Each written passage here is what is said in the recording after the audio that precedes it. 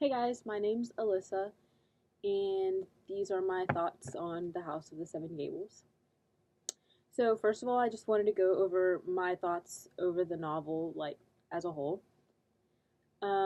First of all, the book started off very slow, and I know it was like that for everybody, but me personally, I'm not really into older kinds of books because of the way they're written.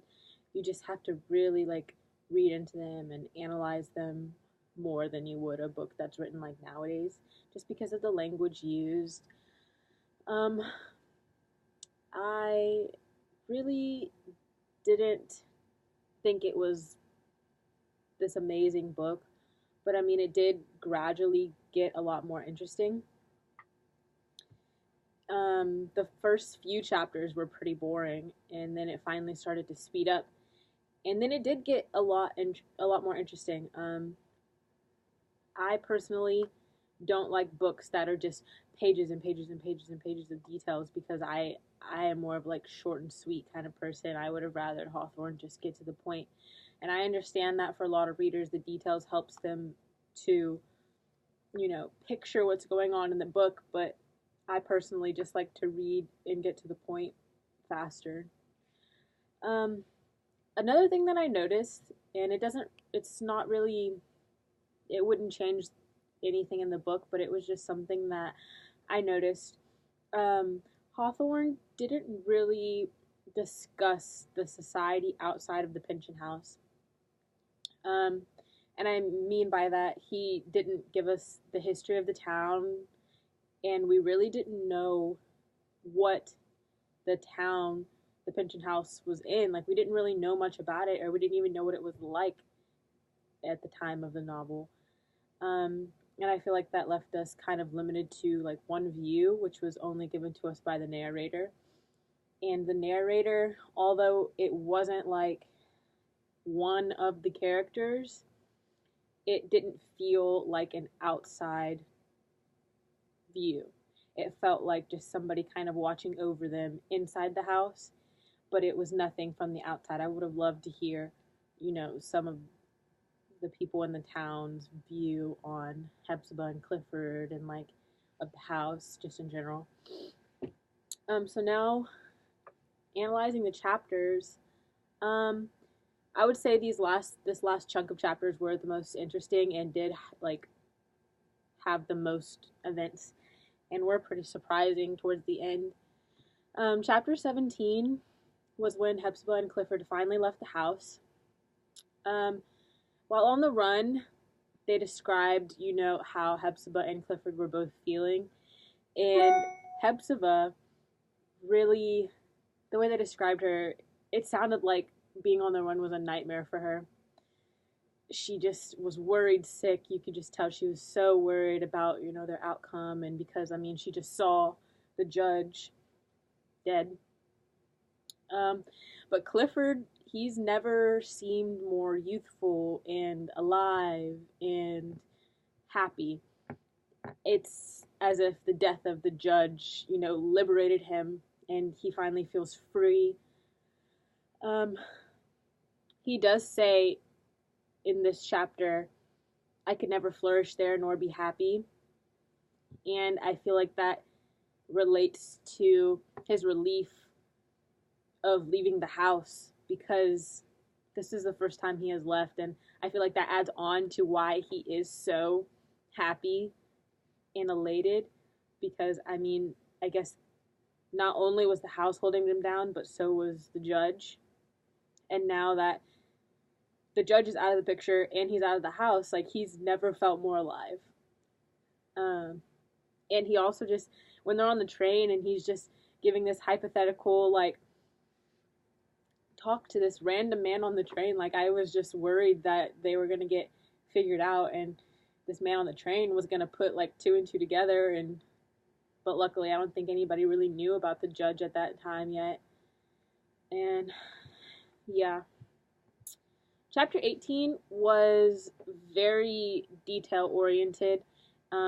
The narrator really, well, I guess Hawthorne really was super detailed about the way he was talking about the judge and how he was describing things, and he was talking about him as if he was still alive, yet would describe him as having blood in his beard and on his shirt, which I just thought was kind of weird, I guess. And how he would say there were flies like flying in like in his mouth and stuff or something like that, and it's just, that was just odd. And then they were talking about how like the judge was missing like his governor meeting, and he was missing like a lot of stuff he had planned that day, and like his horse was still tied up outside. um Chapter 19 was when the people started coming to the house, and they were knocking on the door. I think they said there was like an angry butcher from the town was banging on the door, and the neighbors were saying, oh, like Clifford and Hepzibah, they left, like they're not there anymore. And people were seeing that the judge's horse was out there, and I feel like people were starting to get a little suspicious, and this was just making me worried because Clifford and Hepzibah were on the run, and I was just worried that like somehow one of them were gonna get caught, both of them are gonna get caught.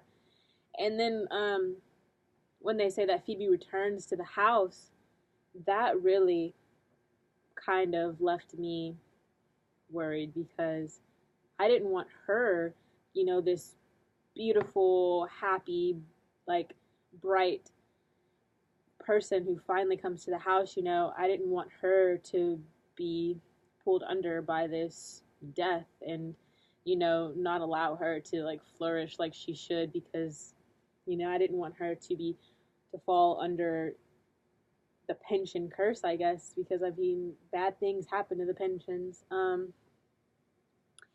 And then she sees Ned, and he looks scared, and she just figures that Hepzibah scared him away, like her face scared him away, and so they say she goes to the door and gets pulled in, and then the door slams. And in chapter 20 is when we figure out that Hallgrave is the one who pulled her in, and he doesn't let her see the actual judge, but he shows her this picture that he made of the dead judge. And then this part was so weird to me. He then confessed his love for her in the midst of this horrific scene of the judge being dead, just in there, and he just tells her that he's in love with her and stuff. And she was kind of doubtful, I guess, at first, but then says that she loves him back, and it's just like very odd for me that in the midst of they could be getting caught for this death, and the fact there's a dead body in there makes Hallgrave want to profess his love. But and then Clifford and Hepzibah finally return to the house, and you see like Hepzibah like get like all worked up kind of and upset. And then chapter 21, it was such a great like ending to the book overall, because it just answered a lot of questions. It showed us that Phoebe doesn't fall to the pension curse, and then the book does live up to its romance, name that Hawthorne gave it, as a romance novel by Hallgrave and Phoebe coming together. And it was great to see Clifford and Hepzibah not get blamed for the death of the judge, and that it be deemed an accident, just like the other deaths were, even though Clifford got blamed for that. I feel like a big shocker in this chapter was the fact that Hallgrave came out to be a mole, or yeah, if that's how you say it. That he's a mole, and he knew where the deed to the house, or the will, whatever you'd call it, where it was the whole time, and he knew all this. And the fact that they get this house, and they get to leave the pension house, they get to get away from what's been imprisoning them, their Hepzibah's and Clifford's life. Like, this house has been imprisoning them, and now they finally get to leave and they get to live a happy life. And that was just such a great ending for the book, and it was really like a yay moment kind of like thing. I also just wanted to like go over a couple characters in this book from the book. Judge Pynchon throughout the book. I think Hawthorne did a great job um, at writing him to be such a wholesome, pleasant person on the outside when he's actually this corrupt, awful person on the inside who can just get under your skin and who doesn't find anything wrong with, imprisoning his own family for something he actually didn't do. And it's just that his whole kind of demeanor just really got to me and upset me. And I know it's wrong to say I'm glad to see the fact that he, kind of got what he deserved, but I am. Clifford, his character is hard to explain because he was imprisoned for 30 years, and you want to say he's a good person, but I mean, how can you be this good person after being betrayed by your own blood? He comes off in almost animalistic ways. He's rude to his own sister. He is just this person that can't be understood. And I even make a point to say that he, even once he's out of jail, he still feels imprisoned in the pension house because it's this weight on their shoulders and they can't stand up because this house is just, sitting on them and they can't get out from underneath it. And so it's just really hard for like him and Hepzibah to actually be considered these like beautiful characters that they should be when they're being, they're standing in the shadow of this house and they can't get away from it. And Phoebe, she really was like the light of this book. She really came in and like spread, happiness, and she really did bring the joy of she really did bring joy into the house, and she really did, I feel, help Clifford out a lot. And I feel like maybe Clifford's frustrations that he would let out towards Hepzibah were rooted from the fact that he has seen what the pension house has done to her, and it just frustrates him. And so I feel like him having Phoebe come in with this happiness and this just beautiful girl gives him hope in a way. And also, I just picked out a few themes that I saw throughout the book. One of them was the sins of one generation are visited on the next. And you can just see how, like, the Colonel's portrait just, like, looks over them, looks over the people in the house, and it's just almost like he's watching you, and he's, like, waiting to see, the curse be followed out on the rest of everybody that lives in that house. And the next theme was the deceptiveness of appearances. Like I said with the judge, it's just, you can't judge a book by its cover, and Hawthorne did a great job at having this character who was looked at one way by society and another way by the people who actually knew how he truly was.